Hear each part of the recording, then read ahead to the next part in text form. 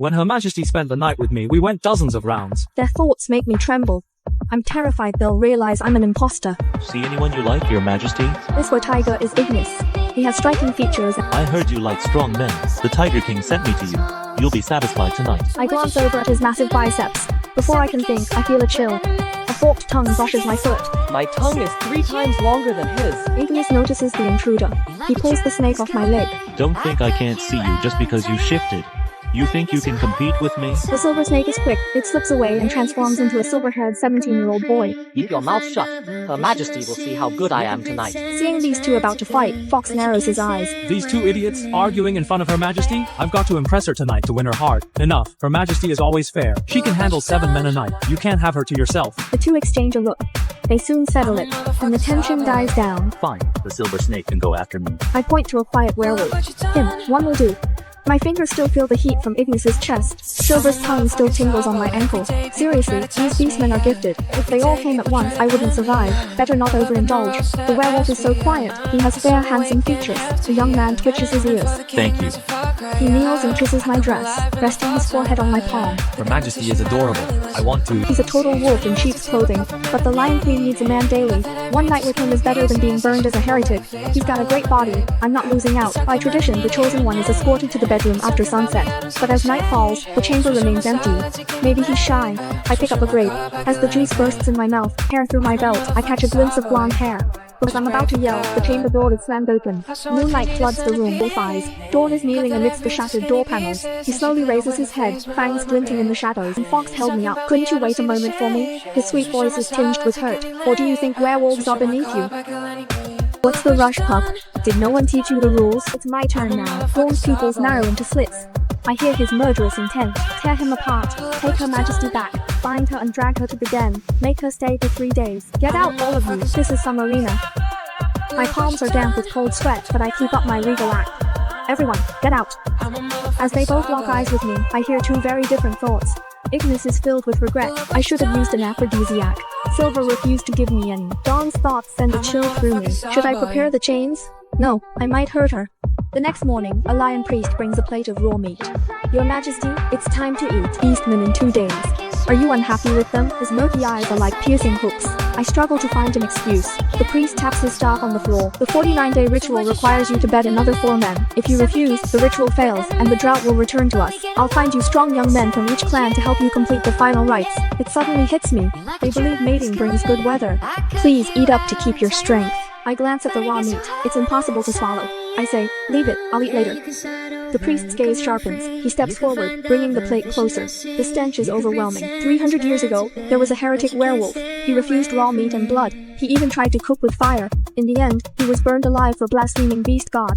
After saying that, the priest locks his eyes on me. Your Majesty, why won't you eat the sacred? If they find out I'm a heretic, I'm finished. When the priest finally leaves, I can't stay a moment longer. I sneak out with the meat. I gather dry twigs by the creek, and start a fire with stolen flint. Soon, flames leap up. I place the meat over them. As it sizzles, my stomach growls. I couldn't touch that raw meat, so I've been secretly eating fruit. I'm starving. Suddenly, a familiar scent wafts from behind me. I turn around. Silver is stepping out of the water, his wet silver hair sticking to his fair skin. Droplets trail down his chest, vanishing at his waist. His tail sways in the stream, sending ripples across the surface.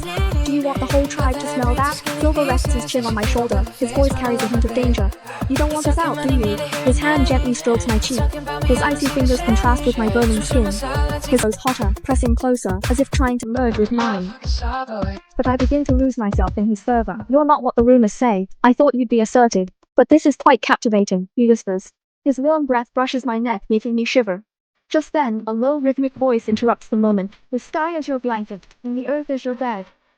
Not bad, Your Majesty. Seeing Fox's teasing look, I realize what's happening.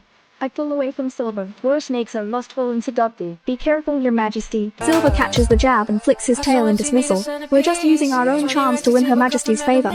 Fox glances at the ashes and chooses not to argue. Smiling, he says, the sun is setting. You should return. The priest has prepared a grand ritual for you. When I ask what kind of ritual, Fox avoids the question. I suppress my doubts, but what I see when I return makes me freeze. The village is lit by the glow of blazing torches. Everyone stands in a circle, torches held high. Their faces bathed in firelight show intense anticipation. Dawn and Ignis sit shirtless in the center. Dawn's ears twitch in the light, sweat trickling down his back. Ignis's muscular chest is exposed, radiating a raw, wild charm. Fox saunters in, leaning lazily to one side. With his fluffy tail swaying, he is the picture of allure. Silver realizes what is happening. He clicks his tongue and sits next to Fox. The scene makes my face flush instantly. Congratulations. The priest's voice echoes in the night. These 4 are the finest offerings selected. You must sleep with them all to complete the 49-day ritual. He bows slightly, his gaze fixed on me, silently warning me this ritual must be flawless.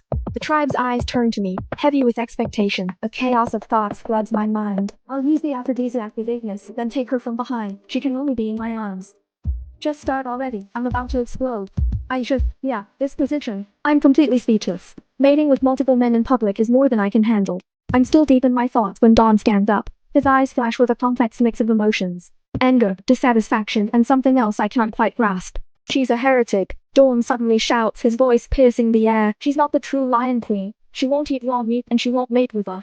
The tribe erupts into chaos at Dawn's accusation. The next moment I hear his true voice in my head. This way, I'll have her all to myself. Once she's no longer the Lion Queen, she'll belong to me alone. The priest's face darkens instantly. The ground thuds as he slams his staff down. His voice is cold as ice. Is this true, Your Majesty? If so, you are a sinner, blaspheming beast god. The whole prairie will suffer for it. I stand frozen, my heart pounding. My mind is in total turmoil. The flames dance around me, casting a harsh glow on their eyes. Holding a compass, the priest whispers, "An evil soul has possessed the body of our great Lion Queen. Only fire can expel it, and then our queen can return. He plans to burn me alive." I scowl. "You're doubting me?"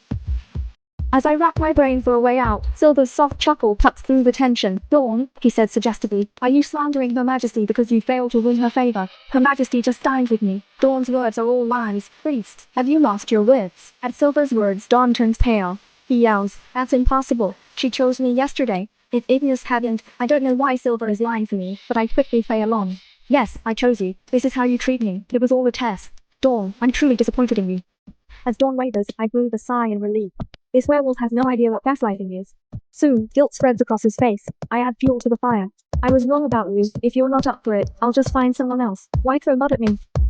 Dawn quickly kneels at my side. "Your Majesty, I was wrong," he begs. "Don't abandon me. I'll do anything for you." I walk to the center platform and look down.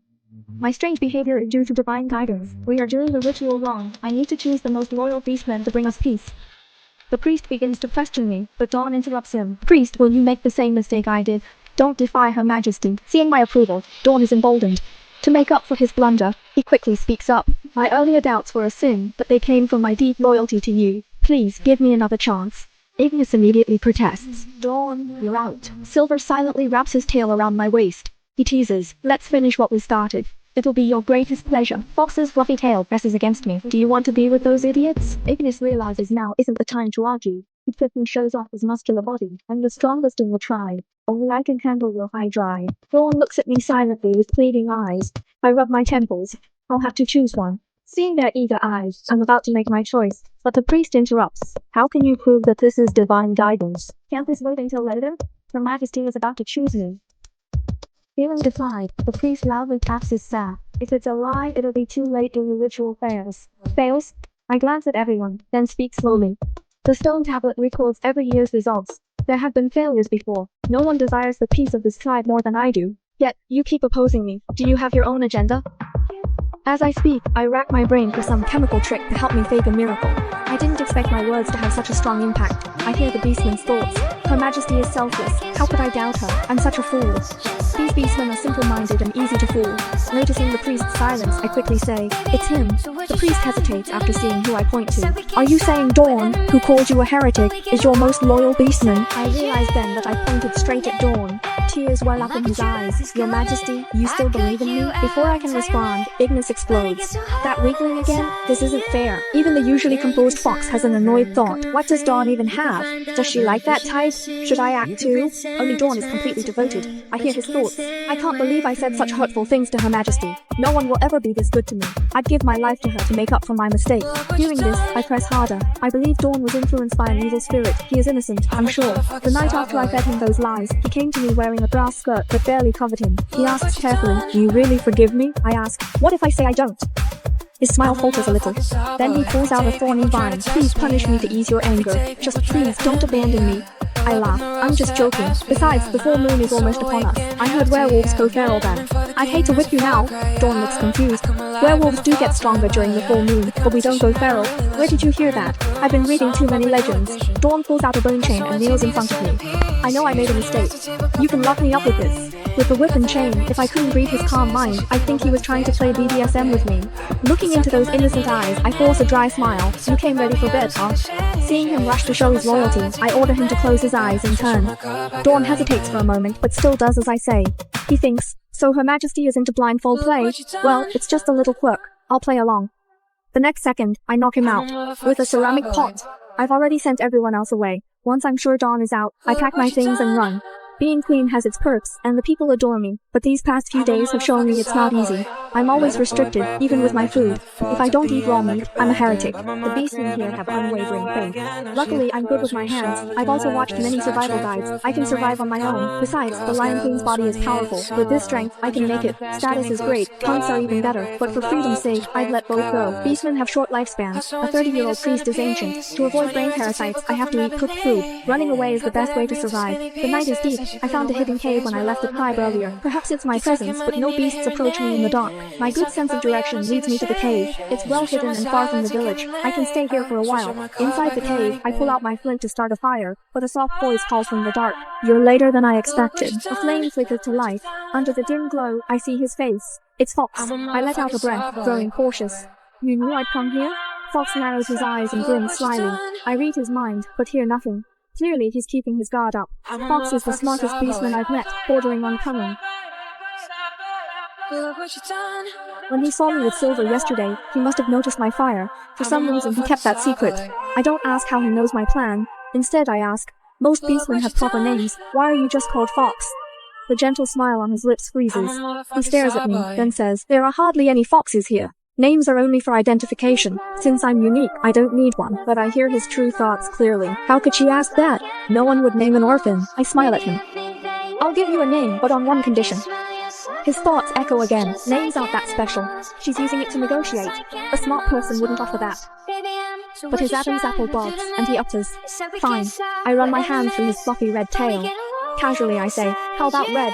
He repeats the name, then smiles widely. Thank you. I smile back and say gently, it's nothing. I trust you, so let me tell you a secret. Actually, I'm not your queen. Sure enough, I hear Red's thoughts. I already knew that. But why is she telling me? Is she going to kill me? Still, he asks, do you truly see me as a confidant? I realize then that Red isn't soft on the inside like the others. Of course. Red, as my confidant, will you keep my secret? Red nods, but he thinks, that depends on what she does. If she chooses Dawn again. Under the dim light, I can't help but notice his defense. I feel satisfied. But seeing his shop, I can't shake the feeling of tainted and innocent beastmen. I stand up and make an excuse. I'm going to gather some wood. As I say that, I meet another pair of startled eyes. Then comes Silver's string of questions. So, you can be assertive. You just don't like me. Even Dawn is just a decoy. You planned all this just to pick that Fox, and only him? No way. You can't play favorites. Choose me too. Silver's long tongue isn't just for show. His verbal output is lethal. Before long, his anger shifts to Red, who responds with a cold, idiot. Silver almost blows a fuse. He flicks his tail, attacking Red. Red dodges his tail and hides behind me. Your Majesty, look at you. Silver is about to continue when we hear a noise. Ignis enters. Seeing us together, he looks confused.